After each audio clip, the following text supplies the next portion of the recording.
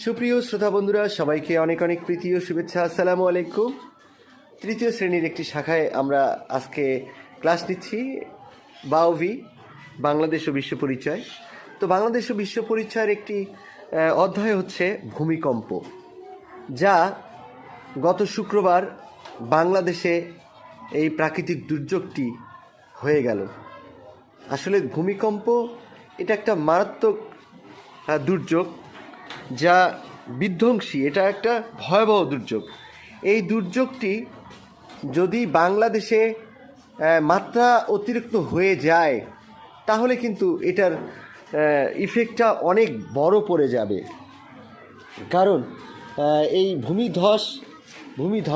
ভূমিকম্প এটা সাধারণ যেগুলো দুর্যোগ হয়, বন্যা, তারপরে ঝড়। এই বন্যা ঝড় হলে তাও প্রাথমিকভাবে আমরা জানতে পারি, কিন্তু ভূমিকম্প হলে আমাদের জানার কোনো ওয়ে নেই। তোমাদের মধ্যে ভূমিকম্প সম্পর্কে কেউ বলতে পারবে? আসো, তুমি একটু আসো দেখি। আচ্ছা, ওইখানে থাকো। আমরা ভূমিকম্প সম্পর্কে একটু জানবো। দেখি সাদিয়া আলম বলো তো। ভূমিকম্প হলো একটি প্রাকৃতিক ভয়াবহ দুর্যোগ। এটি যে কোনো সময় শুরু হতে পারে। এটি সাধারণত 30-40 সেকেন্ড স্থায়ী হয়ে থাকে। কোনো শক্তিশালী ভূমিকম্প হলে সেখানকার দালান করে ঘরবাড়ি, রাস্তাঘাট, বিদ্যুৎ লাইন, গ্যাস লাইন ইত্যাদি ক্ষতিগ্রস্ত হয়।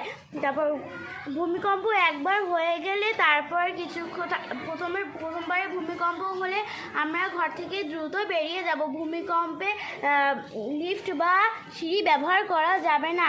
পাকা দালানে থাকলে বিমের নিচে দাঁড়াতে হবে।